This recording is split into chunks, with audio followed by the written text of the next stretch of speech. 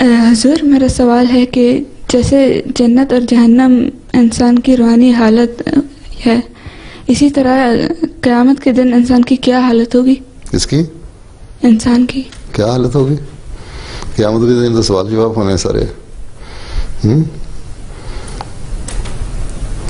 ایک وقت تک انسان عالم برزخ میں رہتا ہے، اس کے بعد تو پھر سزا جزا کے صحیح فیصلے ہونے ہیں. اور پھر کس کو کتنا لمبا اس نے رہنا، کہ قیامت تو یہی ہے نا کہ جب اس کو فیصلہ ہوگا. اور باقی انسان جو نیکیاں کرنے والا ہے شروع میں ہی اپنی ایک حد کے بعد پھر اللہ تعالیٰ کی نیکیاں جو ہیں، وہ جو نیکیاں کرنے والا نیک انسان جو ہے وہ جنت میں چلا جاتا ہے. لوگ اپنے وفات یافتوں کو بعض خواب میں بھی دیکھ لیتے ہیں کہ بڑے خوش ہیں اور اچھی اچھی خوبصورت جگہوں میں پھر رہے ہیں.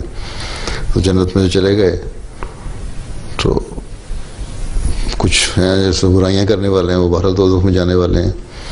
پھر مزید جب فیصلے ہوں گے اللہ تعالیٰ بلا کے کہے گا تم نے یہ نہیں کیا، یہ نہیں کیا، یہ نہیں کیا. پھر دوبارہ جیسے حساب کتاب بھی ہوں گے بہرحال. تو کتنا لمبا عرصہ رکھتا ہے اللہ تعالیٰ. اس وقت تو پھر سارے اکٹھے ہو جائیں گے نا. پھر یہ ہوگا کہ اچھا ہم قومیں اکٹھی ہو جائیں گی، انبیاء اکٹھے ہوں گے. ہر ایک سے پوچھا جائے گا کیا تعلیم دی تھی، کیا تم نے عمل کیے. پھر سزاؤں کا ایک لمبا ایک سلسلہ شروع ہو جائے گا. لیکن بہرحال جزا سزا تو مرنے کے کچھ عرصے کے بعد سے وہ تو ہو ہی جاتی ہے.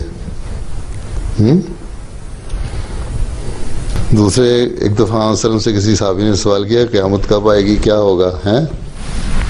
تو ہم نے فرمایا تم نے تیاری کیا کی ہوئی ہے قیامت کے لیے؟ تم اپنی فکر کرنی چاہیے کہ ہم نے کیا تیاری کی ہوئی ہے. اپنے اعمال نیک رکھو، اپنی سوچیں نیک رکھو، اللہ تعالیٰ کے احکامات پر عمل کرو. باقی چھوڑو گے قیامت میں کیا ہوگا ہمارے ساتھ. قیامت میں وہی کچھ ہوگا، نیک جو ہوں گے ان کے وہ تو ہمیشہ رہیں گے ہی. پھر فیصلے ہوں گے. اور اللہ تعالیٰ جہنم میں جن کو ڈالتا ہے ان کے بارے میں فرماتا ہے وہ ایک دن ان کو نکال دے گا وہاں سے. تو پھر کتنا لمبا عرصہ رہنا ہے، کیا کیا فیصلے ہونے ہیں، وہ اللہ بہتر جانتا ہے. بلکہ ایک آتا ہے حدیث میں کہ ایک شخص